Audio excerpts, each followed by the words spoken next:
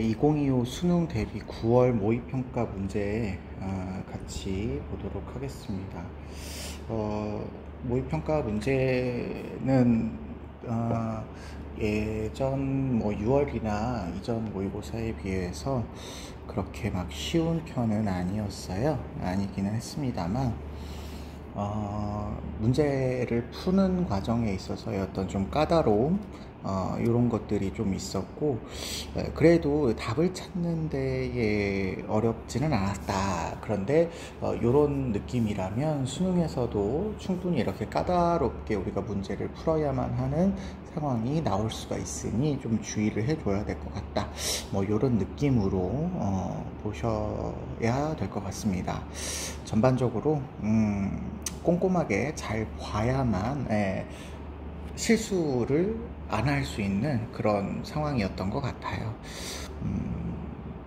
점점 이 생활과 윤리는 개념이나 내용을 몰라서 틀린다기보다는 우리가 문제를 잘 보고 그걸 어떻게 해석하는지 요거에 이제 많이 좌우가 될 것 같아서 앞으로도 문제를 풀 때는 조금 더 신경 써가지고 천천히 잘 봐주셔야 될 것 같습니다. 네, 1번부터 같이 보면서 좀 말씀을 드리죠. 1번 문제 같은 경우는 전반적으로 우리가 늘 출제가 되고 있는 그 윤리학의 분류와 관련된 문제가 되겠습니다. 가를 먼저 보시면 윤리학의 핵심 과제를 고르는 문제죠. 윤리학은 옳다 그르다와 같은 규범적인 판단 근거를 마련하고 바람직한 삶의 이상, 규범적인 판단 근거가 되어지는 게 이제 원리라든지 법칙이라든지 다른 표현으로 하면 이제 규범이 되겠죠. 이거를 마련을 하는 거, 그리고 바람직한 삶의 이상과 마땅히 해야 될 의무를 규정하는 바람직한 삶의 방향을 제시한다. 이상적인 삶의 방향. 그래서 우리는 무엇을 해야 되는 것인가, 무엇을 하지 말아야 되는 것인가에 대해서 규정하는 도덕 이론을 제시한다 했으니까요. 규범 윤리학 중에서도 이론 규범 윤리학에 대한 설명이다, 이렇게 볼 수가 있겠죠. 요거에 대해서 이제 조금 더 적극적으로 문제를 해결하고 적용하고 다양하게 탐색을 해서 실생활에 적용한다, 이런 얘기가 나오시면 이제 실천 규범 윤리학이 되고, 그냥 이렇게 이론만 강조하시게 되면 요거는 이제 그냥 이론 규범 윤리학적인 특징이다 라고 볼 수가 있겠습니다. 나를 보시면 윤리학은 옳다 그르다와 같은 도덕 언어의 의미와 용법을 분석을 해서요, 그 다음에 도덕적 논증에 적용되는 추론의 규칙과 인식 방법을 잘 논리적으로 검토하는 게 목적이다 라고 하면 이거는 이제 메타 윤리학적인 그런 내용이 되시겠죠. 자, 그러시면 1번 도덕 명제의 추론 가능성과 논증 타당성을 분석하는 게 목적이다 라고 이야기하시면 이거는 메타 윤리학에 대한 설명이기 때문에 이론 규범 윤리에 대한 설명이라고 볼 수가 없겠고, 2번 도덕 규범과 의무의 근거가 되는 보편적인 원리 정립, 보편적인 원리를 만든다라고 할 때 이 보편적인 원리가 이제 도덕 규범이 되는 거죠. 그래서 요거를 정립하는 게 목표다, 이렇게 얘기했으니까 이론 규범 윤리학의 특징이라고 볼 수가 있겠습니다. 자, 그에 비해서 3번 보시죠. 2번이 정답이 되겠고요. 3번 사회의 관습과 규범을 관찰해서 사회의 관습과 규범을 관찰해가지고 이걸 객관적으로 기술하는 게 학문의 목표라고 한다면 기술 윤리학의 특징이라고 볼 수가 있겠고요. 그 다음에 나를 보시면 현실의 도덕 문제 해결을 위한 구체적인 방안을 제시해라. 도덕 문제 해결, 여기에 이제 포인트가 있는 거죠. 그래서 이거에 대한 구체적인 방안을 제시하는 게 목표다. 그러면 이론 규범 윤리학보다는 실천 규범 윤리학 쪽에 가까운 내용이다. 그 다음에 5번 도덕 현상의 인과관계를 경험과학적으로 설명한다. 인과관계, 원인과 결과가 도덕적으로 일어난 이유가 왜 그렇게 되었는지에 대해서 원인과 결과의 포인트를 맞춰서 경험과학적으로, 다른 말로 실험과 관찰을 통해서 설명한다. 다른 말로 기술한다. 이런 내용이니까 이거 기술윤리학의 특징이어서 두 개에 모두 해당되는 내용이 아니다 라고 볼 수가 있겠습니다. 그래서 정답은 2번이고요. 뭐 1번 문제는 예년에 비해서 1번 문제 치고 그렇게 막 어렵게 출제된 건 아니었죠. 자, 2번 보겠습니다. 갑을 사상가들의 입장으로 가장 적절한 것을 고르시면 되겠고요. 갑을 보시니까요. 나는 무엇으로 말미암아 늙음과 죽음이 있게 되었는가를 깨달았다. 태어남으로 말미암아 늙음과 죽음이 있음을 나는 바르게 생각하고 라고 되어 있네요. 태어남으로 말미암아, 태어남이라고 하는 게 있어서 이걸 조건으로 해가지고 늙음과 죽음, 이걸 이제 한문으로 바꾸시면 생, 노, 사 이렇게 되겠죠. 예. 그러면 요거는 이제 생로병사를 이야기하는 내용이구나 라고 보시면 되는데, 이게 생이라는 말미암아라는 조건에 의해서, 조건 원인에 의해서 나타난 결과로 있는 게 바르게 생각하는 거야 라고 얘기하면서 여기에 정사유 라고 하는 한문을 넣어드리시고, 요게 이제 지혜다, 깨달음이다 이런 얘기를 하고 계시죠. 그러면 이 정사유는 정어, 정사, 정어, 정업, 정명, 정청 뭐 이렇게 얘기하는 8 정도에 해당하는 그런 내용이고, 그러면 요거는 불교적인 특징을 보이고 있는 거다 라는 것을 우리가 찾아볼 수 있을 것 같습니다. 뭐 불교에서의 사상가들은 우리가 구분하지 않아도 되니까 불교다라고만 봐주시면 되겠고요. 을을 보시면 진인이 나왔죠. 뭐 단순하게 진인이 나오면 뭐다 이렇게 얘기할 수는 없겠지만, 지금까지 진인이라고 하는 이상적인 인간상을 제시하고 있는 생윤에서 사상가는 장자였죠. 그래서 요거는 도가 사상의 이야기가 되겠다라는 것을 조금 생각하시고 보시면 조금 더 답이 선명하게 보일 것 같습니다. 100% 진인이 나왔다 그래서 도가로 오시면 안 되지만 우리가 조금 키워드를 가져가는 건 좀 필요할 수도 있죠. 삶을 기뻐할 줄도 모르고 죽음을 미워할 줄도 모른다 라고 되어 있습니다. 삶을 기뻐할 줄도 모르고 죽음을 미워할 줄도 모른다. 이 말은 삶과 죽음을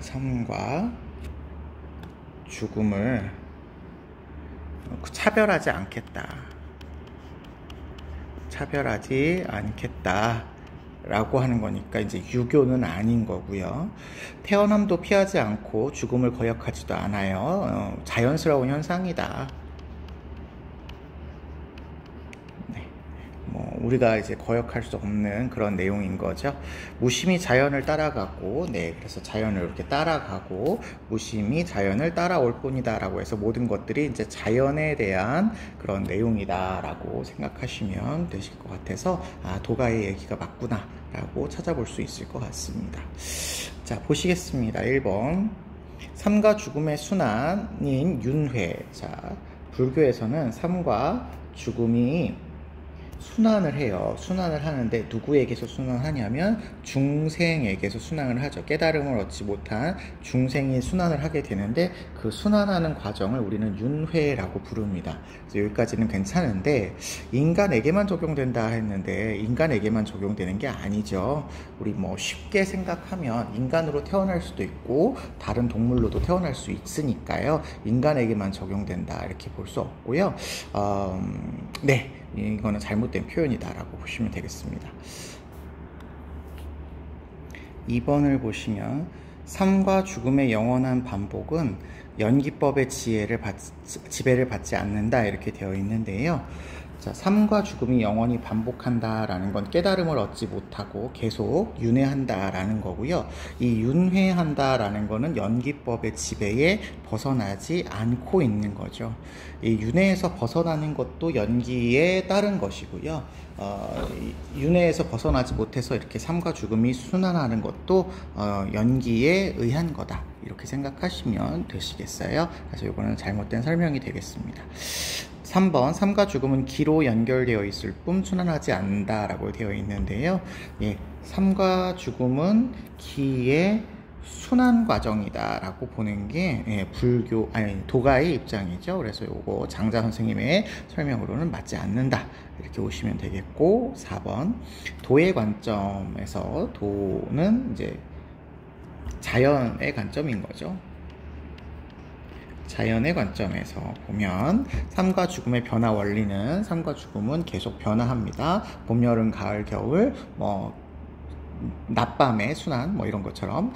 근데 이게 서로 다르지 않다. 구별이나 차별을 하지 않는다라는 거니까 4번이 정답이 되겠네요. 5번, 현세에서의 죽음의 이치를 깨닫는 것은 불가능하다. 불교 입장에서는 석가모니 선생님께서 현세에서 석가모니가 살고 있는 그 현세의 삶에서 깨달으셔서 석가모니 선생님이 되신 거죠. 그래서 이거 불가능하다라고 얘기할 수가 없겠다라고 보시면 되겠고, 도가에서도 내세와 관련된 얘기를 하지 않습니다. 그렇다는 얘기는 우리가 뭔가 자연의 이치를 깨닫는 것이 내세에서 가능한 게 아니라 현세에서 가능하다, 이렇게 얘기하셔야 돼서 불가능하지 않다라고 생각해 주시면 되겠습니다. 3번 보실게요. 종교 간의 대화 없이 라고 해서 이거 지금 종교 얘기가 나오고 있는데요. 종교 간의 대화를 강조하고 계십니다. 종교 간의 대화가 있어야 된다. 종교 간의 평화는 불가능하대요. 종교 간의 평화가 필요한데 평화의 실현 조건에 이 종교의 대화가 있어야 된다라는 거죠. 이게 이제 작년 수능에 나왔었던 한스 퀸 선생님의 그런 얘기에서 보통 많이 나오고 있는 그런 표현입니다. 종교 간의 평화 없이 국가 간의 평화도 불가능하대요. 역시 마찬가지로 국가 간의 평화가 필요한데 이 국가 간의 평화는 종교 간의 평화라는 아이가 전제되어야 실행 가능하다, 이런 얘기고, 다른 종교에 대한 연구가 없으면 종교 간의 대화가 불가능하다라고 해서 종교 간의 대화가 이루어지려면 다른 종교에 대한 연구가 필요하다, 이렇게 얘기하고 계시죠. 대화의 중단은 전쟁을 초래하고요. 대화가 중단되면 전쟁이 초래된다라고 하는 거. 그리고 대화가 실패하면 억압이 시작된대요. 실패하면 억압이 시작되고 권력자들의 힘이 지배하게 된다. 대화를 지지하는 사람은 자기 종교의 교리에 얽매이지 않습니다. 대화를 지지를 한다라는 건 이제 열린 마음으로 다른 종교들에 대한 포용적인 태도를 가질 수 있게 된다. 그렇기 때문에 이단자에 대해서 배척하는 것을 혐오하는 그런 모습으로 나타나게 된다 라고 해서 어떤 종교들의 대화를 통해서 세계 평화를 마련하자라고 하는 한스 퀸의 세계 인권 선언과 관련된 그런 내용일 거예요. 자, 그러면 이거는 딱히 우리가 지식을 가지고 푸는 문제가 아니고 독해 문제처럼 요 위에 있는 글을 가지고 그냥 풀어주시면 되기 때문에 요 위에 있는 내용이 맞는지 아닌지를 하나씩 체크해 보시면서 푸시면 될 것 같습니다. 1번, 종교 간의 대화는 국가 간의 평화의 선결과제다, 전제가 된다라고 아까 여기 두 번째 줄에 나와 있죠. 그래서 아니다 하면 틀렸다라고 보시면 되겠고요. 2번, 종교 간의 차이는 종교 간의 대화를 언제나 차단하는 것은 아니다. 그렇죠. 종교 간의 대화가 가능하니까 차단하는 것은 아니다라고 얘기하면 이거 맞는 거가 되겠죠. 종교 간의 이제 이해, 종교 간의 연구나 이런 것들을 통해서 대화를 할 수 있다, 이런 얘기를 해주시면 되겠습니다. 그 다음에 3번, 종교 간의 소통에 다른 종교에 대한 이해가 요청되지 않는다라고 되어 있는데 여기 종교 간의 연구 없으면 대화가 불가능하다라고 되어 있으니까 이해가 요청되지 않는다가 아니라 요청되어야 되겠죠. 그 다음에 4번 종교 간의 교리를 통합하지 않으면 결코 관용을 실천할 수 없다라는 건데, 이 종교 간의 교리를 통합한다라는 것은 자기 종교를 가지고 이제 다른 종교를 하나로 합친다 뭐 이런 얘기잖아요. 근데 이렇게 되지 않겠다라는 얘기니까 잘못된 표현이라고 볼 수가 있겠죠. 5번 종교 간의 대화가 실패하게 되면 정치적인 폭력으로 이어지는 경우가 나타나죠. 권력자들의 힘이 지배하고요, 억압이 시작되고요, 이런 경우가 있으니까 없다 이렇게 이야기하시면 틀렸어요. 그래서 요거는 딱히 어떤 우리가 이론적인 지혜를 바탕으로 푸는 그런 문제는 아니었다라고 알아두시면 되겠습니다. 4번 보시겠습니다. 4번.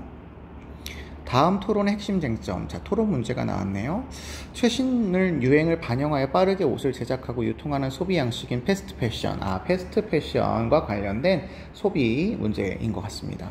는 소비자의 기호를 충족해 줄 수 있습니다. 자, 소비자의 기호를 충족해 준다. 갑이 얘기하시는 거니까 기억해 두시고요. 심각한 환경 오염 야기한다. 야기한다. 이것도 갑이 얘기하고 있습니다. 자, 그런데 이걸 동의한대요. 물론 뭘 동의하는지를 보셔야 될 것 같습니다. 패스트패션이 소비자의 욕구 충족을 해준다라는 점은 동의한답니다. 이거 같은 내용이니까 갑과 을의 공통점이라고 보시면 되겠고요. 그럼에도 환경을 생각하면 패스트 제품 생산을 막을 수밖에 없다 돼 있는데요. 환경을 생각해야 된다라고 하는 점에서 환경 오염을 일으킨다라고 하는 이 부분도 역시 동의하고 있음을 우리가 알 수 있겠습니다. 그런데 뒤에 이제 이걸 생각해서 패스트 패션의 생산을 막아야 된다라는 얘기를 하고 있습니다. 패스트 패션의 생산을 막아야 된다. 제품을 막아야 된다. 그랬더니 여기에 대해서는 이제 갑이 반대를 해요.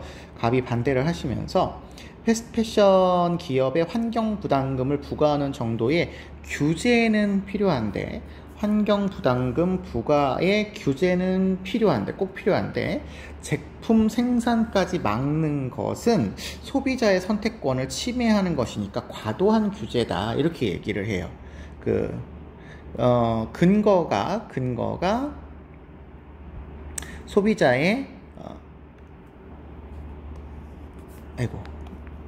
소비자의 선택권을 침해하기 때문이다 라고 얘기를 하고 있단 말이죠. 그랬더니 을이 소비자의 선택권이 침해되는 것은 사실이라고 해서 소비자의 선택권이 침해될 수 있다라는 점에 대해서는 역시 동의하고 있는 내용이에요. 그렇지만 환경 문제를 해결하기 위해서 환경 부담금을 부담하는 것뿐만 아니라, 자, 그러면 환경 부담금을 부담해야 된다라고 하는 점도 공통점이 되겠죠. 환경 부담금 부과, 이것도 이제 둘 다 얘기하는 점인데, 뿐만 아니라 제품 생산 자체를 못하도록 해야 된다라는 게 이제 을의 입장인 겁니다. 그래서 지금 요 갈라지는 부분이 초록색하고 빨간색 부분이 갈라지고 나머지 파란색 부분은 지금 다 둘 분이 같이 얘기하시는 그런 내용이에요. 자, 그러시면 이 보기에서 이제 갑을로 이렇게 구분해서 좀 보시면, 여기를 갑으로 놓고요, 여기를 을로 놓고 이렇게 보시면 1번 패스트 제품 생산을 전면적으로 금지해야 된다라고 하는 얘기는 지금 을 선생님께서 하고 있죠. 여기 을 선생님께서 하고 있는 얘기인데, 갑은 여기다 제가 색깔을 잘못했네요. 을인데, 자, 갑은 제품 생산까지 막는 것은 너무 과도하다라고 지금 이렇게 얘기를 하고 있단 말이에요. 그러니까 금지해야 된다는 말에 동의하지 않겠죠. 그 다음에 2번 패스트 패션은 심각한 환경 문제를 야기할 수 있다라는 얘기는 여기 환경 문제를 야기할 수 있다에 동의하는 을도 그렇고요, 갑도 여기 문제를 일으킨다라고 하는 거 둘 다 동의하는 거니까 이거는 둘 다 얘기하는 공통점이라서 어떤 토론의 주제가 될 수 없다라고 볼 수 있겠습니다. 그 다음에 3번 패스트 패션 제품을 생산하는 기업에 대한 규제가 필요한가 라고 했을 때 환경 부담금을 규제하는 요 부과하는 규제의 을도 필요하고요. 갑에 여기 환경 부담금 규제는 필수적이다라고 해서 요 규제는 필요하고요. 그러니까 이것도 두 사람 모두가 공통적으로 얘기하는 내용이어야 돼서 토론의 어떤 주제로서 적절하지 않은 거가 되겠죠. 4번 유행에 민감한 소비자의 욕구를 충족해야 되는가? 충족해 주는가? 패스트 패션은 이라고 이야기하면 위에서 소비자 욕구를 충족해 준다라고 하는 부분이 여기 공통점으로 나와 있잖아요. 그러면 이것도 두 사람 모두가 얘기하시는 거라서 토론의 쟁점이라고 할 수가 없겠습니다.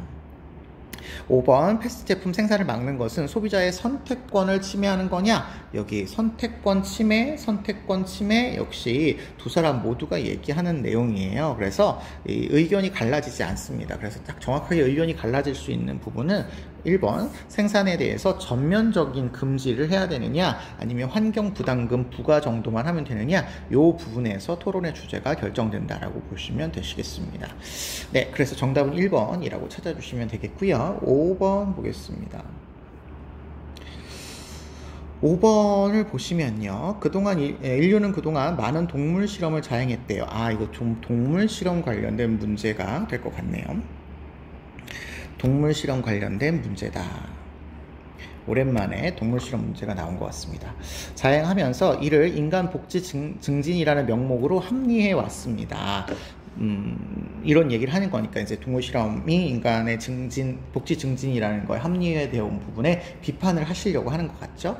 계속 보죠. 이러한 동물 실험을 통해 인간이 이익을 얻는 것은 사실이다. 인간이 이익을 얻을 수 있어요. 예.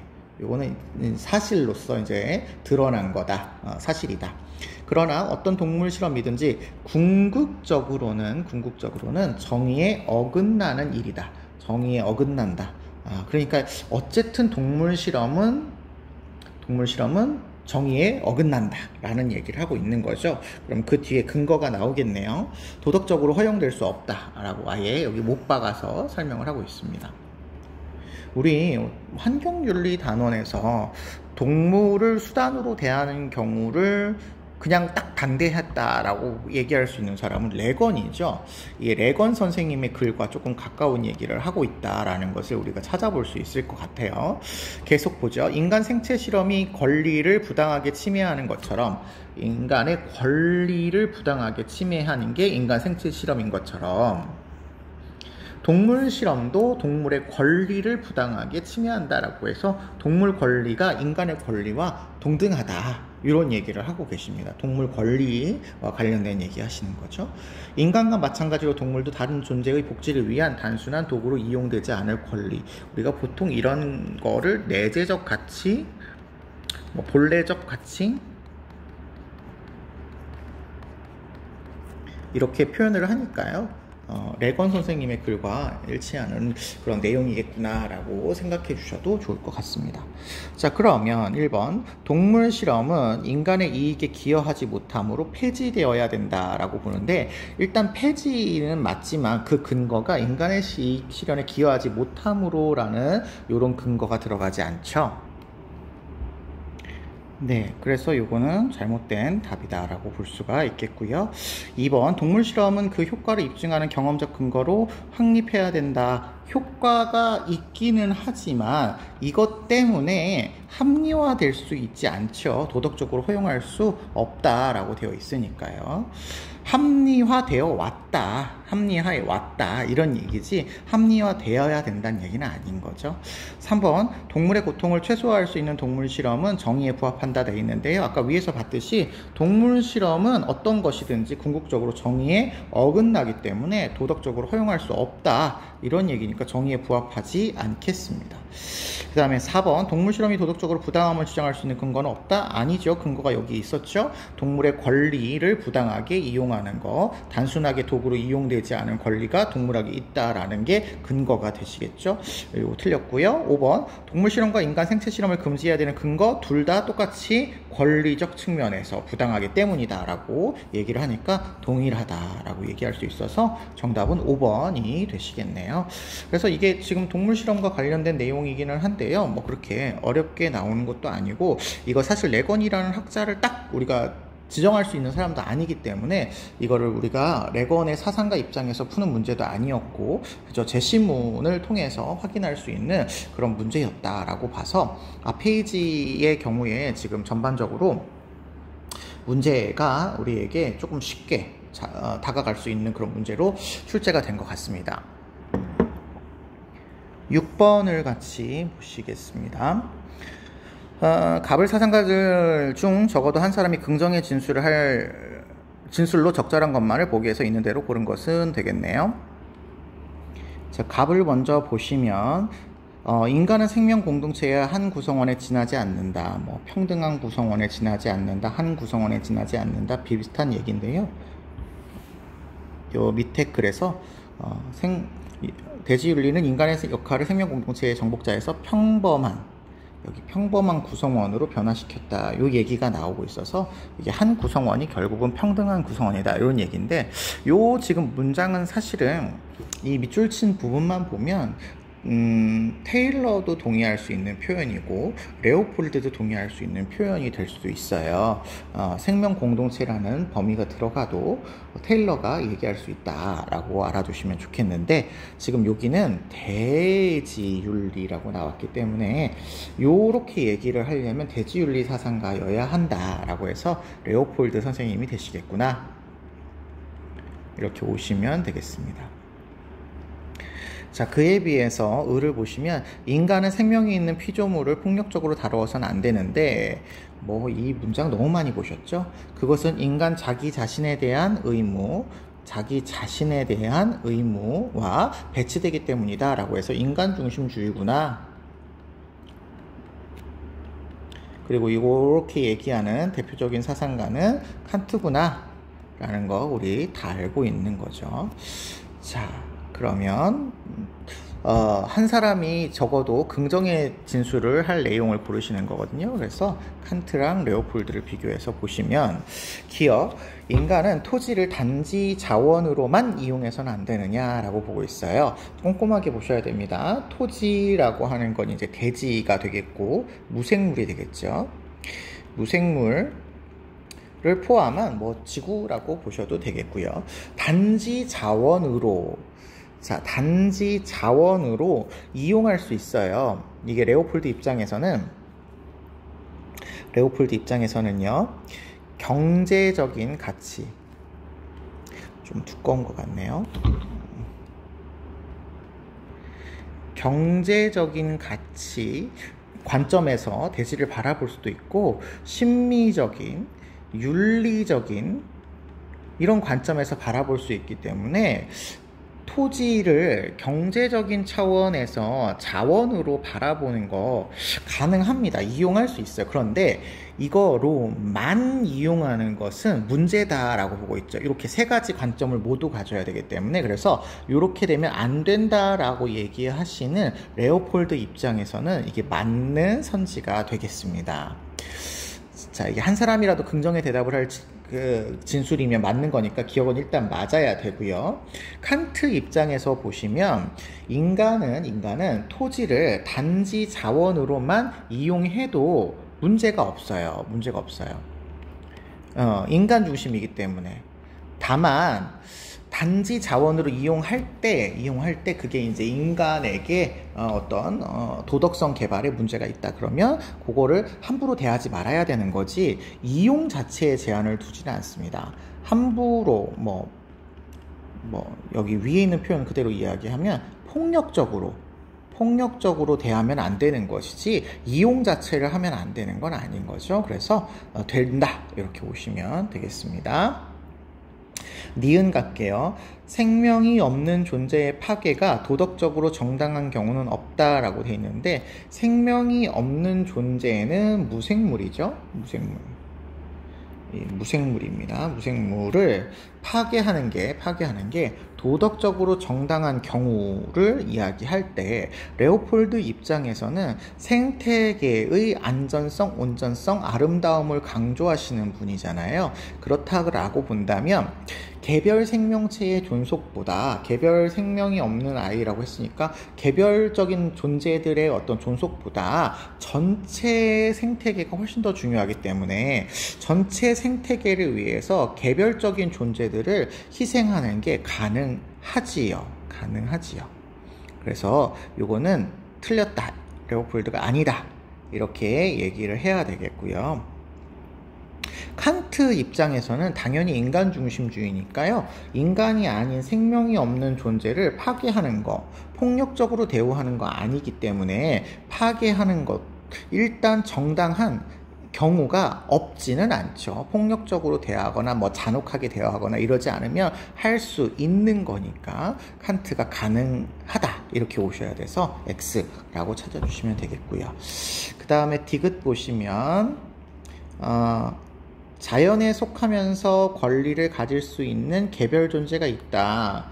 네, 좀 이상한데요. 일단 칸트를 먼저 보시면 권리는 인간이 가지는 거잖아요. 그러면 개별적인 존재로서 인간이 권리를 가진다 그러면 칸트가 맞았다 이렇게 얘기를 할 수 있어요. 그래서 일단은 이 디귿 선지는 맞는 선지가 되어야 됩니다. 그런데 레오폴드 선생님 입장에서 보면 사실은 자연에 속하는 모든 존재가 자신을 존속할 수 있는 권리를 가질 수 있죠. 개별적으로 가질 수 있어요. 그렇지만 이 개별적인 존재들의 존속할 권리보다 전체 생태계의 안전성, 온전성, 아름다움이 우선적인 거죠. 근데 존재가 가질 수 있냐 없냐의 문제와는 좀 다른 문제잖아요. 가질 수는 있고 전체 생태계가 우선하는 거죠. 그러니까 가질 수 있다. 이렇게 오셔야 되겠습니다. 가질 수 있다. 이렇게 오시면 되겠습니다. 리을 선지를 보시면요. 자신 이외의 존재에 대한 도덕적 의무는 성립 불가능하냐 이렇게 이야기를 하고 있으십니다. 자신 이외의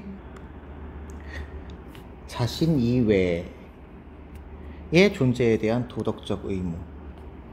이게 레오폴드 입장에서는 생태계 전체에 대한 의무가 있잖아요. 일단 도덕적 의무를 할 수 있는 주체는, 의무의 주체가 되어지는 건 모두 인간이죠. 의무의 행위 주체는 인간이거든요. 그러면 인간 이외에 다른 존재에 대해서 의무가 성립 가능하냐라고 보면 레오폴드는 당연히 생태계 전체에 대한 의무가 있는 거니까 가능하죠. 불가능하니까 틀린 거죠. 예, 가능한 거예요. 가능한 거다 이 말이야. 불가능하지 않다 이 말이죠. 근데 칸트 선생님의 입장에서 보면 인간은 인간 이외의 존재에 대해서는 여기 대한이라고 되어 있잖아요. 직접적인 의무가 발생할 수 없어요. 불가능하다라고 해서 맞는 것 같지만 여기 주어가 인간이라고 안 하고 자신이라고 했거든요. 그러니까 인간 중에서도 자기 자신만 해당돼요. 그래서 자신 말고 타인, 인간인데 다른 사람에 대해서는 의무가 발생할 수 있기 때문에 불가능하다가 X가 됩니다. 예, 그래서 요거 틀린 거다라고 보시면 돼요. 요 리을 선지가 살짝 우리에게 함정을 주었죠. 이게 주어가 인간이 아니고 자신이라는 말로 들어갔기 때문에 살짝 함정이 되었어요. 그래서 정답은 2번으로 찾아주시면 되실 것 같습니다. 7번 문제 보시죠. 오랜만에 평가원 문제에서 요 3단 논법 문제가 나온 것 같습니다. 요 3단 논법 문제는 기억에 대한 반론을 찾는 거예요. 기억을 그대로 찾으시면 안 됩니다. 반론을 찾으셔야 돼요. 그리고 7번 문제의 주제 자체도 소수자 우대 정책이 나왔어요. 이런 부분이 슬단원의 그 분배 정의와 관련해서 출제가 잘 안 되었다가 오랜만에 또 출제가 되었거든요. 그래서 참 이런 것도 우리가 신경을 써주기는 해야겠다라는 생각이 드네요. 자, 인종 계층과 관련된 소수자 우대 정책은 인간의 평등권을 침해함으로 허용해서는 안 된다 해서 소수자 우대 정책에 대한 반대 입장을 가지고 있는 내용을 3단 논법으로 정리를 한 겁니다. 그러면 기억의 반론은 소수자 정책을 찬성하는 내용으로 오셔야 되겠죠. 찬성하는 내용으로 고르시면 되겠습니다. 사실 여기를 굳이 보지 않아도, 여기 소수자 우대 정책을 찬성하는 내용을 찾으시면 돼요. 소수자에 대한 차별을 심화시키는 거는 반대죠. 실질적 기회균등 실현은 찬성. 전체 이익 증진하지 못하면 반대. 수혜자가 아닌 사람들의 권리를 침해하면 반대. 계층 간의 화합을 저해하면 반대잖아요. 그러면 찬성하는 입장은 이거밖에 없어요. 사실 이런 문제는 어렵지 않게 우리가 풀 수 있는 문제였는데, 이게 여기 찬성에 대한 입장을 고르라는 거를 모르고 그냥 여기 기억이 오랜만에 나오다 보니까 여기 기억에 들어갈 말을 고르나 보다 해가지고 급하게 풀다 보면 이제 여러분이 실수를 할 수 있게 되는 겁니다.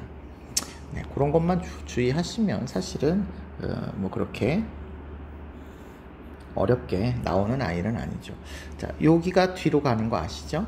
그리고 인간의 평등권 침해하는 행위가 여기 앞으로 오시면 되는 거 아시죠? 그래서 기억에 들어갈 말은 아니죠. 여기 순서가 바뀌었습니다. 미안합니다.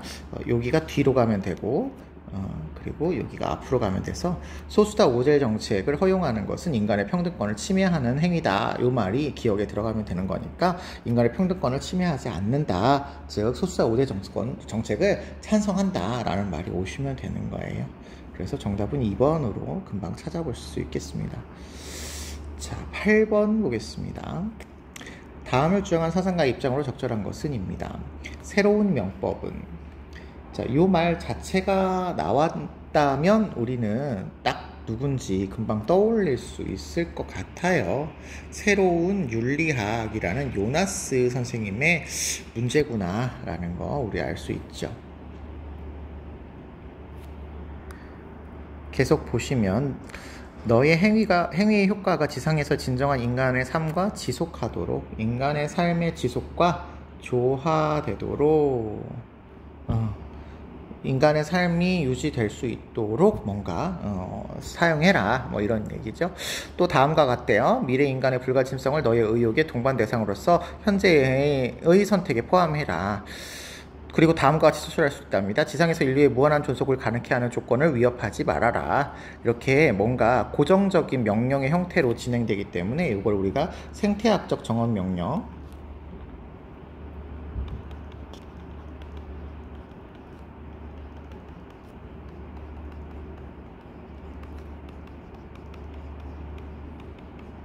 이라고도 하죠. 따라서 우리는 현 세대의 존재를 위해서 미래 세대에 감히 위태롭게 할 권리가 없다. 이렇게 얘기하고 있어서 요나스 선생님의 책임 윤리를 이야기하고 계십니다. 자, 1번을 보시면요. 새로운 윤리에 대한 책임의 범위는 전 지구로 확대해야 된다. 그렇죠.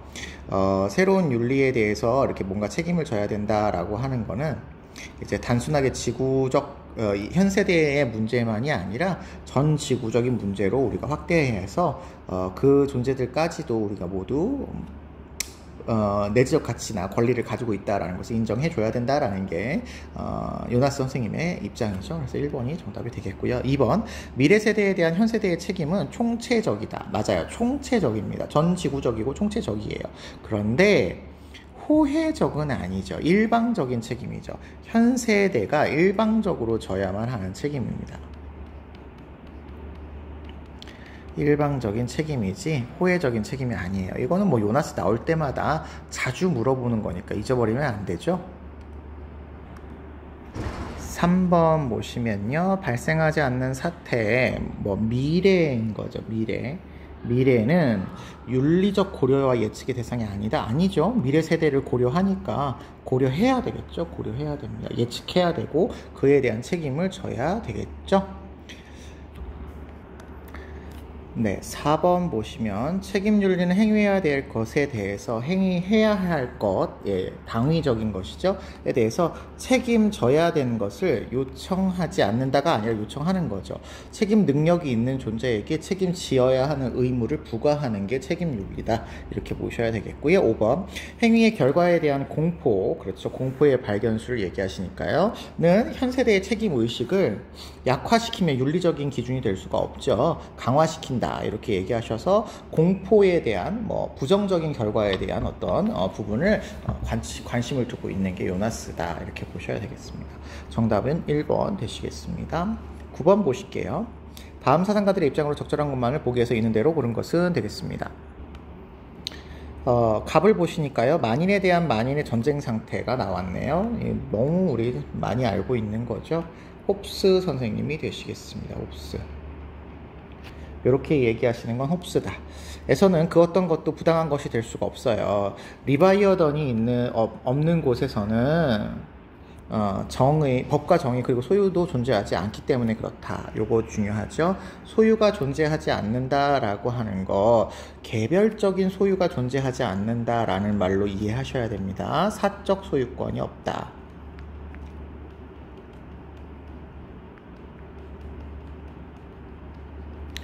없다라는 뜻이지 만물에 대한 취득권을 없다라는 건 아니다. 만물에 대한 취득권을 가지고 있어요. 그러다 보니까 개별적인 어떤 사유재산을 인정하는 그런 권리가 없다라는 것이죠.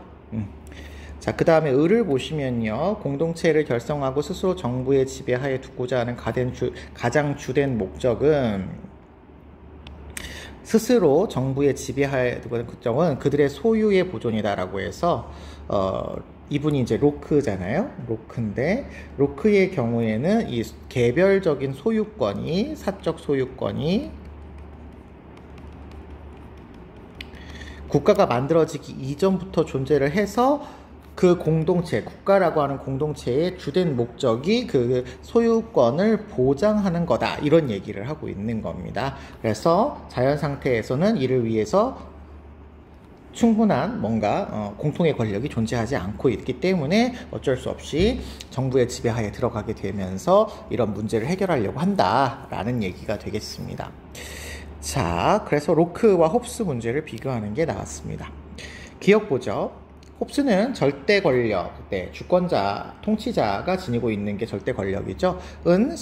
뭐 여기 위에서 나온 표현으로 이야기하면 리바이어던이라고 보시면 되겠습니다. 뭐 다른 표현으로 얘기하면 코먼웰스,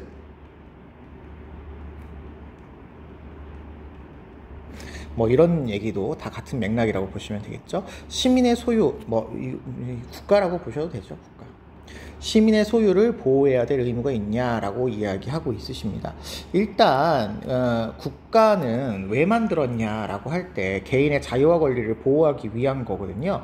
근데 일단 개인이 가지고 있는 소유권은 국가가 만들어진 다음에 생겨나는 거기 때문에 어쨌든 국가가 있다라는 전제에서 이야기하면 개인이 소유권을 지니고 있으니까 이 소유권을 보호해 줘야 돼. 개인이 가지고 있는 소유를 보호해 줘야 되는 의무가 국가에게 발생을 하지요.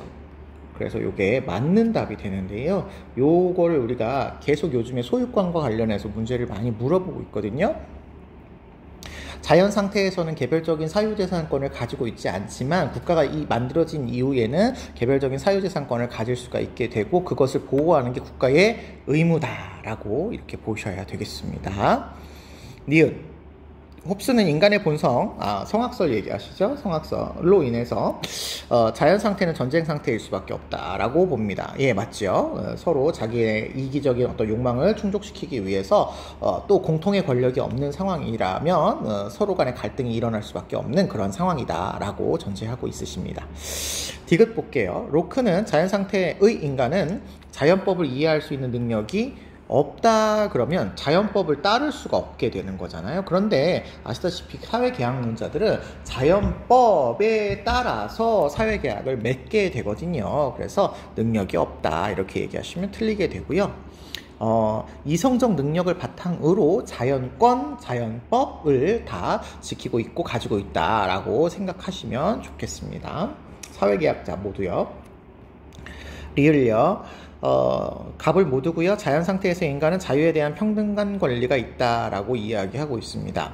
자, 일단은 홉스 선생님의 입장에서도 모든 인간은 자유로운 존재라고 설정을 하고 있어요. 근데 그 자유가 너무 넘치기 때문에 이제 전쟁 상태를 초월하는 거죠. 개인의 이익을 위해서. 그래서 이게 평등한 권리가 있다라고 해도 홉스가 맞으시고요. 당연히 로크 선생님도 보통 자유, 생명, 그리고 사유재산에 대해서 평등한 권리가 있음을 자연권으로 인정을 하고 있으니까 이거는 맞는 표현이 되겠어요. 그래서 정답이 기억리을 4번으로 오시면 되겠습니다.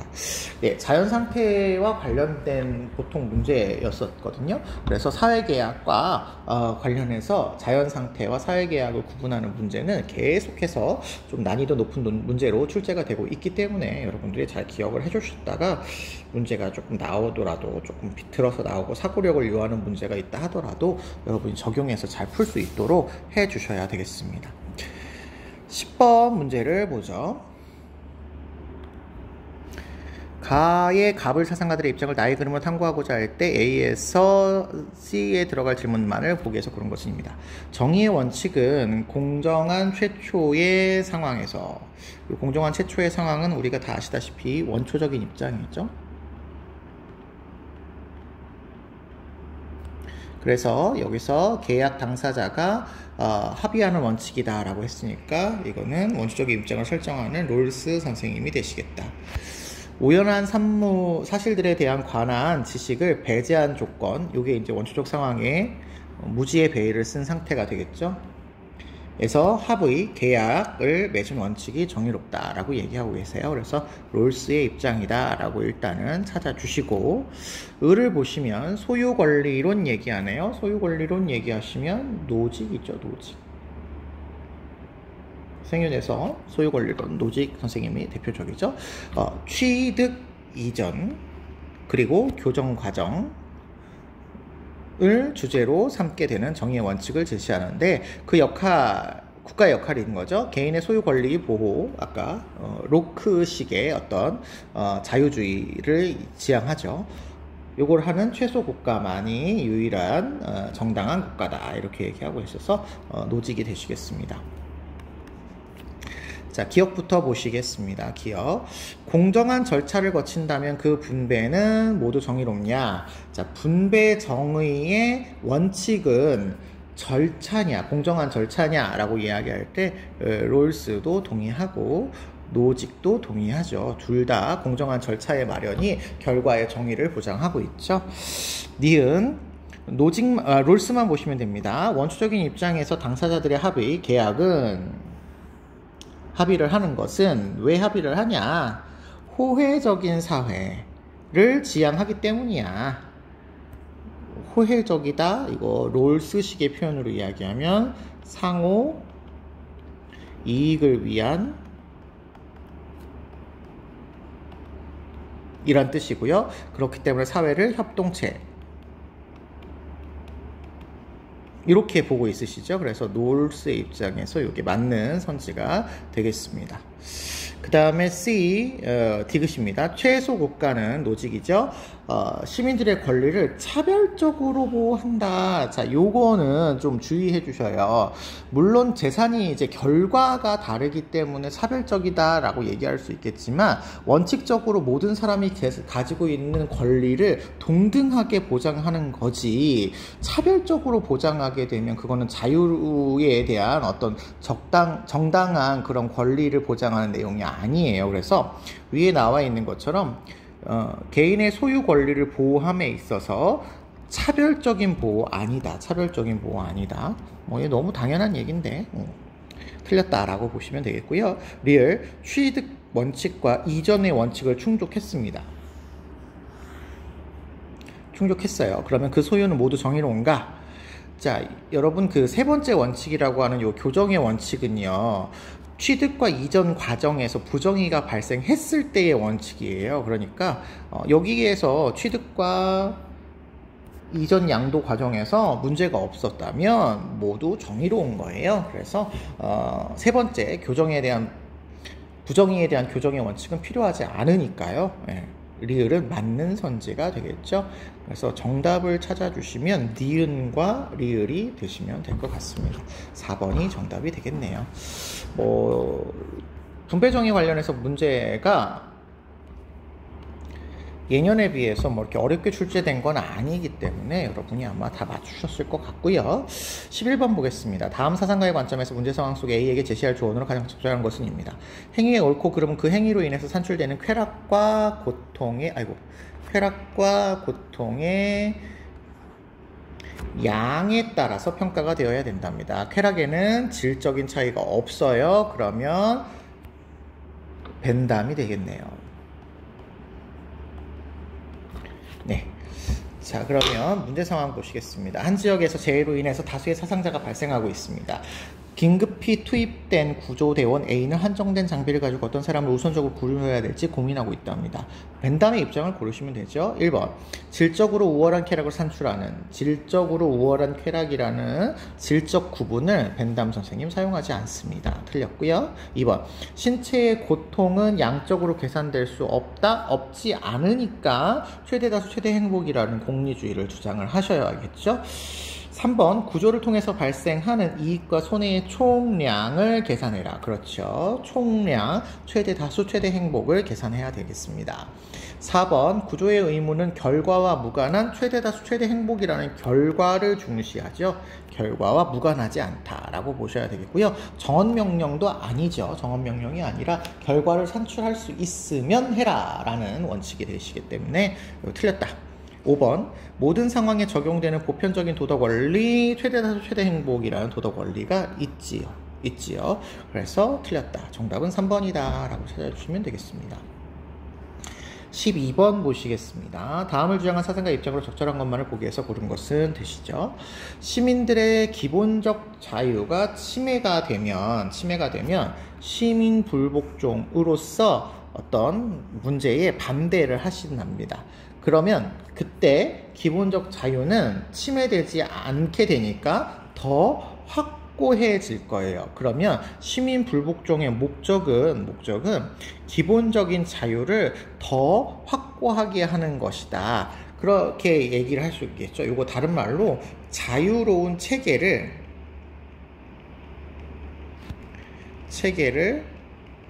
좀 더 이렇게 공고히 한다.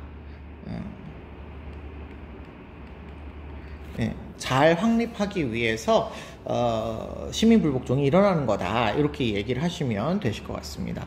그러면 요거는 롤스인 경우가 많겠죠. 롤스일 거다 이렇게 오시면 되겠습니다. 시민 불복종은 다수자가 갖는 정의감, 그렇죠. 다수자가 갖는 정의감을 기초로 해서 거의 정의로운 사회 안에서 합당한 행위임을 임신하다, 합당하고 정당하다 이런 얘기죠. 롤스네요. 네, 거의 정의로운 사회는 공유된 정의관이 존재하는 사회다. 우리 다수가 공유하는 그런 정의감이 있다. 같은 맥락이라고 보시면 되겠습니다. 롤스죠. 자, 기억 보겠습니다. 국가가 누군가를 처벌하는 행위를 했어요. 요거 일종의 법의 집행이죠. 그러면 법률의 문제인 거죠. 법률. 혹은 뭐 국가의 정책 문제라고도 괜찮을 수 있을 것 같아요. 정책이 시민 불복종의 대상이 되는 경우가 없다라고 얘기하고 있습니다. 아니죠. 이 아이가 첫 번째 원칙인 두 번째 원칙을 심각하고 현저하게 개인의 권리를 침해한다면 다수결의 원리에 의해서 만들어진 그런 어떤 법이나 정책이라도 시민불복종을 할 수 있다라고 보는 게 롤스 입장이죠. 틀렸고요. 2번, 니은 기본적 자유를 침해한 법, 금방 말씀드린 거죠. 에 대해서 한 거 정당하지 않을 수도 있네요. 정당하지 않은 경우는 현저하고 심각한 침해가 아니면 정당하지 않을 수 있죠. 현저하고 심각하면 정당하고요. 네, 그러니까 이거는 맞는 답이 되겠습니다. 디귿, 시민불복종은 공유된 정의관에 따른, 그렇죠. 여기에 기초해야 되죠. 그래서 숙고해야 됩니다. 그냥 막 하시면 안 돼요. 효율성 고려하시고 실패 가능성 고려하시고 뭐 등등등을 고려하셔야 되죠. 권력자들에게 촉구, 이거 숙고해라, 너네들 이거 다시 만들어라 라고 촉구하는 행위가 되겠습니다. 시민불복종을 했다고 해서 자기 스스로가 법을 만들거나 정책을 만든 건 아니고 이미 정당하게 권력이 부여된 사람들이 있기 때문에 그분들에게 새로운 법을 만들도록 촉구하는 행위가 되셔야 되죠. 리을, 시민불복종은 다수자의 정의감, 요걸 전제로 하고 있습니다. 맞습니다. 소수자가 주체일 수 없다? 아니에요. 다수자의 정의감이기는 하더라도 이 다수자의 정의감과 늘 일치하는 게 아닐 수도 있으니까 소수자가 다수자의 정의감에 기초해서 시민불복종이 일어날 수 있어요. 그래서 주체일 수 없지 않고요. 대부분 현실에서 일어나는 시민불복종은 소수자에 의해서 일어나죠. 소수자의 그 기본적인 자유가 현저하고 심각하게 침해되는 경우에 나머지 다수자가 그걸 인식을 하지 못해서 그걸 알리는 목적으로서 시민불복종이 일어나죠. 그래서 정답은 니은하고 디귿이다. 이렇게 찾아주시면 되겠습니다. 시민불복종 문제가 여전히 롤스 단독 문제로 출제가 되고 있네요. 13번 보죠. 가불 사상가들의 입장으로 적절한 것은입니다. 생산자가 자신의 소질에 맞지 않는데도 수호자의 일에 간섭하려고 드는 것은 국가의 파멸을 초래한다. 자, 그러면 생산자가 수호자의 일에 간섭하지 말아라 라는 얘기가 되겠죠. 뭐 이런 얘기 하시는 분은 우리 플라톤이구나 라는 거 알 수 있으실 겁니다. 플라톤이다. 계속 보죠. 그래서 각자 자기가 잘하는 일을 하는 게 올바름이에요. 올바름입니다. 올바름을 한국어로 되어 있는데, 한글로 되어 있는데 한문식으로 표현하면 정의죠. 정의. 각자 일을 잘하는 게 정의다. 각자는 자기 역할에 알맞은 덕을 갖추면 이제 올바른 정의가 나타나게 되는 거죠. 플라톤 되시겠습니다. 을을 보시면요.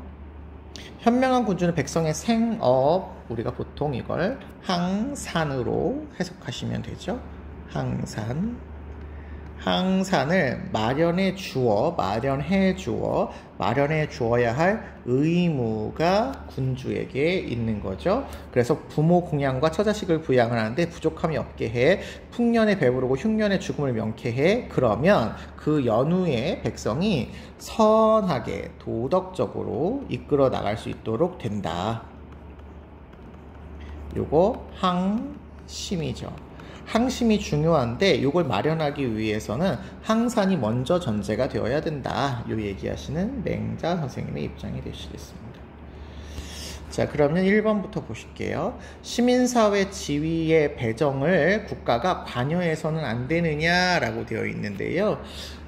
이게 그 수호자, 생산자 이런 게 있잖아요. 근데 아까 위에서 보신 것처럼 생산자가 수호자의 일에 관여하려고 하는데 국가가 내버려 두면 문제가 되잖아요. 그러면 그렇게 다른 역할을 간섭하려고 하는 존재를 못하도록 관여해 줘야 되겠죠.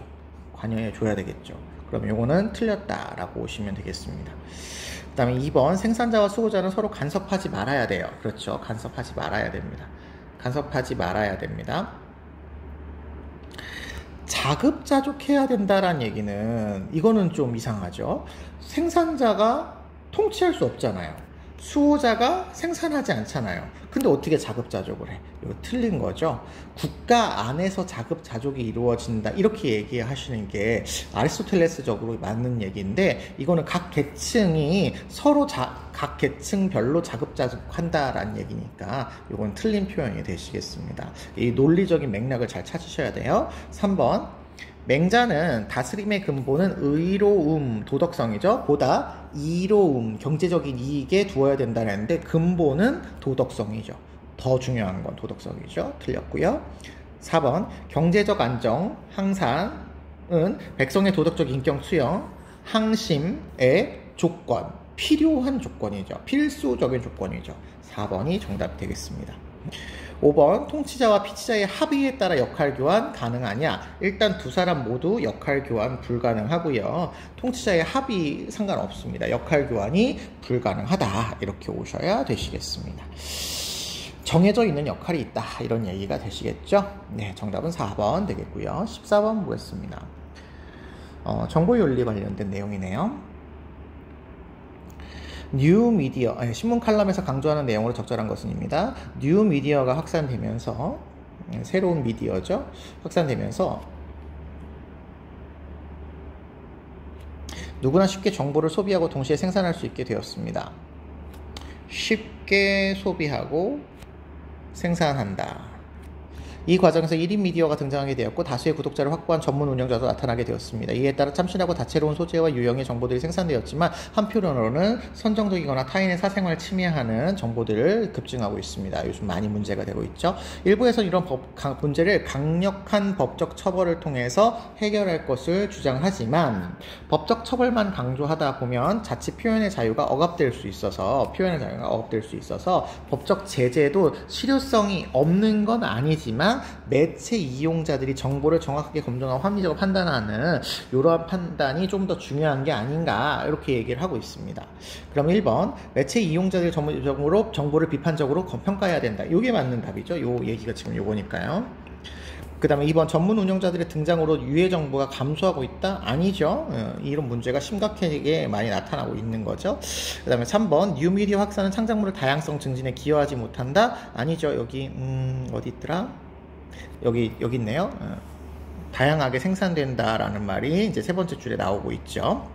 4번 뉴미디어에 대한 국가의 제재는 어떤 효과도 거울 수 없다. 아니죠. 법적인 제재가 효과가 있어요. 있기는 하다라고 되어 있습니다. 5번 뉴미디어 확산으로 정보 생산자와 소비자의 경계가 명확해지고 있는 게 아니라 1인 미디어가 등장을 하게 되고 뭐 생산자가 소비자가 되고 소비자가 생산자가 되는 거니까 경계가 명확해지고 있지 않는 거다. 이 뭐 예전 용어로는 프로슈머라고 해서 생산자와 소비자가 이렇게 서로 섞여가고 있는 이런 추세가 나타나고 있죠. 명확하게 되고 있지 않다.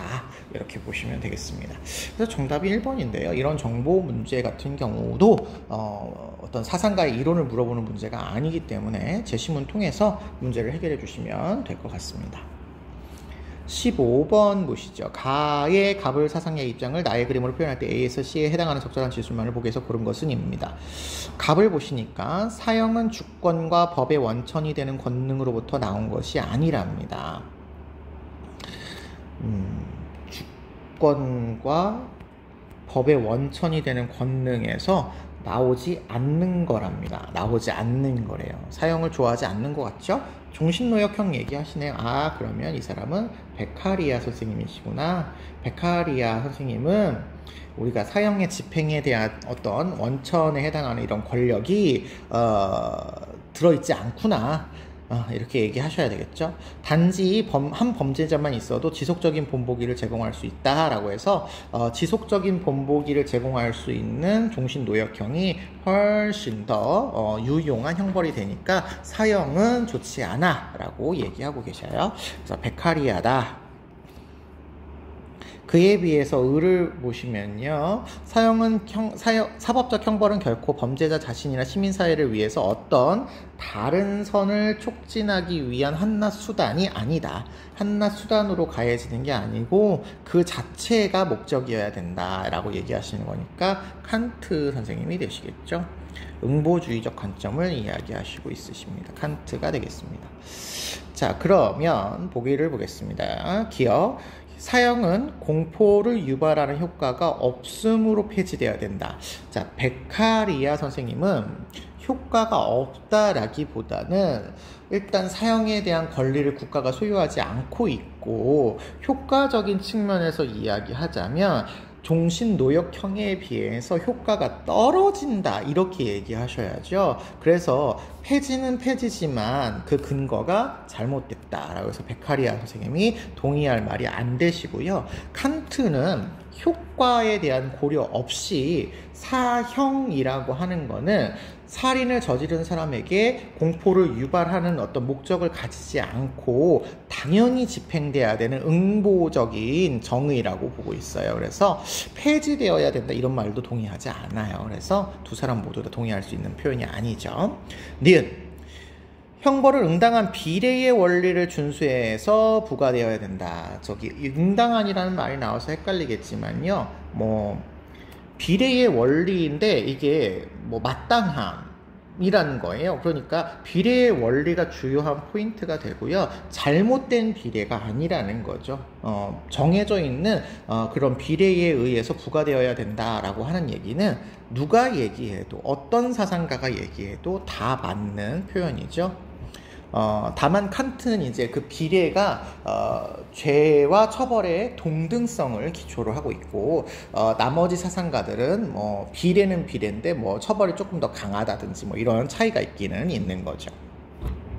디귿, 범죄 억제력이 있는 형벌이라도 정당하지 않은 경우가 있다. 아까 기억선제하고 비슷한 내용인데요. 베카리아 선생님께서도 사형이 범죄 억제력이 없는 건 아니에요. 있을 수 있습니다. 근데 그게 상대적으로 지속도 측면에서 종신노역형에 비해서 약하다라고 보고 있어서 정당하지 않게 보고 있는 거니까 범죄 억제력이 있는 형벌도 정당하지 않는 사형 같은 경우가 있어라고 얘기를 하셔야 됩니다. 베카리아 요 선지 이해 잘 되셨으면 좋겠어요.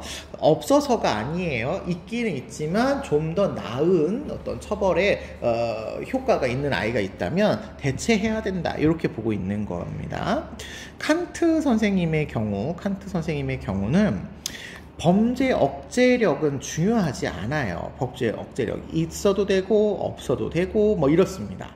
그냥 그 사람이 죄를 저질렀다는 이유만으로 처벌을 해야 되는데 범죄 억제력이 있다라는 이유로 그 사람을 처벌을 한다라면 정당하지 않은 경우가 있을 수도 있게 되는 거죠. 그 사람이 잘못한 거에 대한 그대로에 대한 처벌이어야 되는데 범죄 억제력을 고려해서 조금 더 많이 처벌한다든지 이럴 수 있으니까요.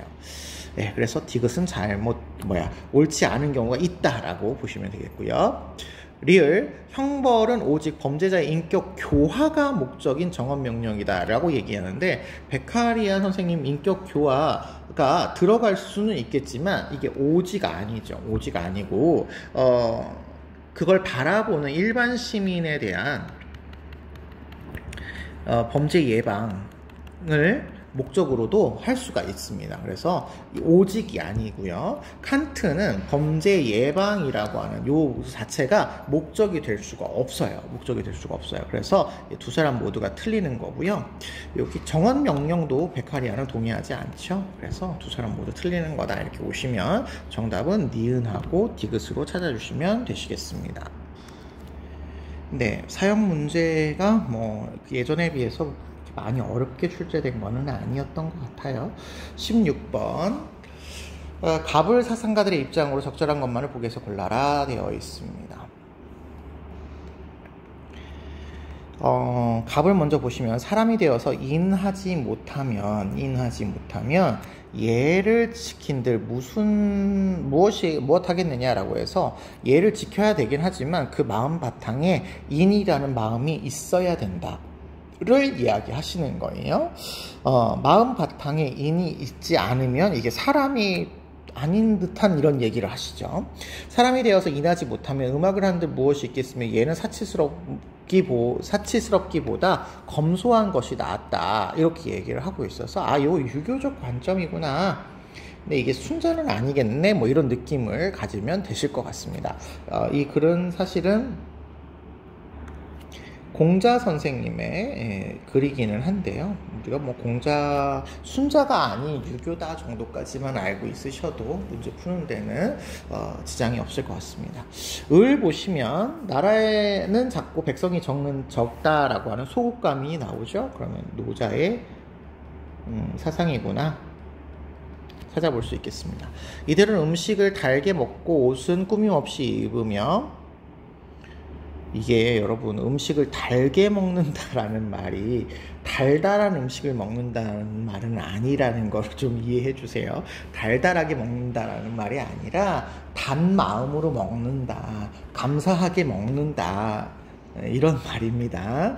옷은 꾸밈없이 입으며 편안히 살아갑니다. 이웃나라에서 닭과 개의 울음소리가 들려도 굳이 외국에 나가서 뭔가를 더 좋은 걸 가져오고 발전시키고 이러지 않으려고 하기 때문에 평생 오고 가는 일이 없습니다. 네, 이렇게 얘기하고 계셔요. 자, 그러면 기억. 유교에서는 충서 강조하죠.를 통해서 인을 확장해야 돼. 맞죠? 천하의 도를 이루어야 된다. 맞습니다. 도덕을 강조하고 있으시죠. 니은 노자 선생님은 성인이 다스리는데 백성은 서절로 소박하게 된다. 그렇죠. 성인이 다스리는데 인위적으로 다스리지 않아요. 그래서 백성이 저절로 도에 맞는 소박함을 기르시게 될 수 있겠다라고 보고 있으시죠. 그 다음에 디귿 보시면 무위의 삶, 그렇죠? 무위의 삶을 통해서 살아야 되는데 타고난 본성, 그렇죠? 이게 또 이제 도니까요. 도에 따라 살아야 되는데 이걸 변화시키면 안 되죠. 변화시키지 않고 이거에 따라서 살아가야 되죠. 본성 자체가 자연, 도에 일치하니까요. 그래서 디귿은 틀렸고요. 리을, 갑과 을 분별적 지혜를 발휘하여 그러면 도가는 아니죠. 분별적 지혜는 필요 없다 이렇게 얘기하셔야 되고 유교는 맞죠. 도덕적 질서를 확립해라 라는 말도 유교에서는 맞고요. 도가에서도 도덕적이라고 하는 말을 쓸 수 있습니다. 도덕, 이게 곧 도와 덕이니까 자연의 도와 덕이 될 수 있고요. 질서는 자연의 체계를 의미할 수 있으니까요. 이게 맞는 답이다 라고 보실 수가 있을 것 같아요. 그래서 유교는 맞을 수 있지만 도가는 아니다 이렇게 오시면 되겠습니다. 정답은 1번 찾아주시면 되겠습니다. 17번 보시죠. 다음을 주장한 사상가 입장으로 가장 적절한 것은입니다. 추함, 나쁜 리듬, 그리고 부조화는 나쁜 말씨와 나쁜 성품을 담는 반면 우아함과 고상함은 절제 있고 좋은 성품을 담는 것이다. 네, 뭐 그렇다네요. 우리는 시인이라는 예술 작품을 하시는 분들이죠. 문학가죠. 하여금 좋은 성품의 상을 시에게 새겨 넣도록 해야 한대요. 안 하면 안 된다는 거야. 해야 한대요. 그러면 이거 도덕주의죠. 예술에 대한 도덕주의적 관점을 가지고 있는 거죠. 이에 따르지 않는 시인이 시를 쓰는 것은 허용하지 않아야 된다. 사전 검열도 강조하네요. 그렇다고 한다라는 건 이제 좋은 시만 남기고 안 좋은 시는 못 쓰게 해야 된다 뭐 이런 얘기인 거죠. 그리고 계속 봅니다. 아름다운 것의 성질을 추적할 수 있는 시인들을 찾아서 그들의 작품을 통해서 젊은이들을 자신도 모르는 사이에 아름다운 말과의 닮음과 칠근함 그리고 조화로 이끌도록 해야 하는 역할을 해야 된다라는 도덕주의적 관점인데 이런 얘기를 보통은 플라톤이 하시지요. 그러면 여기 좋은 성품의 상이라고 하는 건 이데아를 이야기하는 거고 여기에 닮음, 모방이라고 하는 것이 이데아에 대한 모방이구나. 아름다움이라고 하는 문학이라고 하는 시인은 이데아를 모방하는 거구나. 이런 얘기로 우리가 해석해 주시면 되실 것 같습니다. 자, 1번 예술은 도덕 영역 밖에 있는 예술이 아니어야죠. 도덕 안에 들어와 있어야 되고 독자적인 활동 아니어야죠. 2번 예술작품의 도덕적 가치가 반영되는지는 대중이 결정하는 게 아니죠. 이미 외부에 이데아라는 어떤 선이 있기 때문에 그 선에 의해서 나타나는 거지 대중이 결정하지 않습니다. 3번 예술은 보편적인 진리 기준인 이데아에 따라야 되는데 무관한 아니죠. 무관한 아닙니다. 4번 예술에 대한 검열 아까 있을 수 있다고 했죠. 우아함을 훼손한다 아니에요. 우아함을 잘 고양시키고 유지시키는 역할을 하겠죠. 5번 예술은 젊은이들로 하여금 참된 아름다움 이데아를 모방하고 이데아에 동화되도록 만들어줘야 된다. 5번이 정답이 되겠네요. 18번 보겠습니다. 18번이 그래도 이번 시험에서는 오답률이 좀 제일 높았던 그런 그런 문제였습니다. 그런데 문제 자체가 그렇게 어려웠던 거는 아니었던 것 같아요. 네. 갑보죠. 국제정치는 자국의 국력 증강과 타국의 국력을 감소해서 최대한의 권력을 확보해 이런 세력을 확보하려고 하는 거죠. 이런 욕망은 모든 국가에게 보편적이야. 이렇게 얘기하면 현실주의 관점이죠. 모겐소 선생님의 현실주의적인 관점이다. 이렇게 볼 수가 있겠습니다. 그런데 을을 보시면 국가 간의 제약 없이는 어떤 평화도 정착될 수 없거나 보장도 받을 수 없다. 국가 간의 제약이 있어야 평화가 정착될 수 있답니다. 이러한 이유로 인해서 특별한 종류의 연맹이 필요한데요. 그것은 평화연맹, 평화연맹과 국제연맹은 거의 같은 맥락이라고 보시면 됩니다. 자, 이렇게 필요하다. 이거는 이상주의인 칸트 선생님이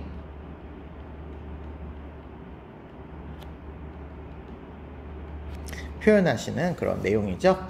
자, 그러면 1번 현실주의적인 입장에서는 주권보다 상위의 국제적인 권위가 있으면 국제 분쟁의 해결에 도움이 되겠지만 국제적인 권위가 없다고 봐요. 그래서 분쟁을 해결하기 위해서는 자국의 힘을 기르는 것, 자국의 권력을 강화하는 것, 군사 동맹을 맺고 하는 것, 이런 것들이 좀 더 중요하다라고 보는 거죠. 틀렸네요.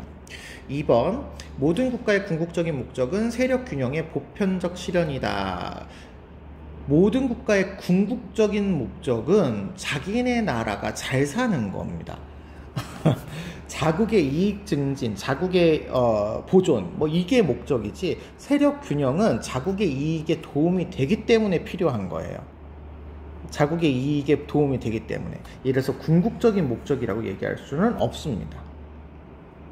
그 다음에 3번 영원한 평화는 국가 간의 적대 행위를 중단해 로 완성되지 않습니다. 적대적인 행위의 중단, 요거 전쟁의 중단인데요. 단순하게 전쟁이 중단된다고 해서 국제사회의 평화가 마련되는 게 아니에요. 칸트가 국제적인 평화를 마련하기 위해서 확정조항이라든지 예비조항이라든지 여러 개를 다 얘기하기 때문에 그 모든 것들을 다 충족해야만 영구평화가 가능하다. 이렇게 얘기를 하고 있습니다. 그래서 완성된다라고 얘기할 수는 없고요. 필요하다 이렇게 얘기하셔야 되겠습니다. 4번 평화연맹의 가입국은 국제법의 적용 없이 아니에요. 아까 여기 제약이 없으면 평화가 정착될 수 없다고 얘기하죠. 국제법의 적용을 받는 자유가 보장되어야 됩니다. 적용 없이가 틀렸죠. 5번 비폭력적인 수단을 통해서 국가 간의 전쟁이 억제될 수 있다. 자, 일단 칸트 선생님은 전쟁을 반대하시기 때문에 비폭력적인 수단을 통해서 평화를 마련하는 거에 동의하셔요. 물론 방어 목적의 전쟁을 허용하시지만, 그런데 모겐소 선생님도 국가 간의 평화 유지도 아니고 영구 평화도 아니고 전쟁 억제라는 측면에서 비폭력적인 수단이 있을 수 있느냐라고 하면 있을 수는 있어요. 근데 이게 효과적이지는 않아서 이 문제를 해결할 때 좀 더 이렇게 군사적인 어떤 지향점을 갖고 있는 거지 완전히 효과가 없다 이렇게 얘기하지는 않습니다. 그래서 이거는 두 사람 모두의 공통점이 될 수 있는 표현이다라고 보시면 되겠습니다. 아마 그래서 비폭력이 나와서 조금 헷갈리지 않았을까 싶습니다. 19번 보시겠습니다. 갑을 사상가들의 입장으로 적절한 것만을 보기 위해서 고른 것은입니다. 부와 복지 수준을 조정하는 것이 원조의 목표가 아니다. 원조 얘기하네요. 단지 고통받는 사회들만 도움이 필요해요. 여기만 도움을 줄 수 있습니다. 근데 누가 도움을 주냐면 질서정연한 사회들이 도움을 줄 수 있어요. 근데 질서정연한 사회는 모두 부유하지 않아도 됩니다. 않아도 되고요. 마찬가지로 고통받는 사회들은 모두 빈곤하지 않을 수도 있어요. 예, 그럼 이거 롤 쓰죠. 그에 비해서 우리는 자신을 위해서 소비하느라 원조를 유보해서 절대적인 빈곤에 빠진 사람을 죽게 방치하고 있으면 안 된다. 이는 살인과 동일시될 수는 없지만 똑같은 건 아니야. 이거 기억해 주세요. 똑같은 건 아니지만 결과가 나쁘다는 점에서 유사하다. 이분은 결과가 중요하다라는 거죠.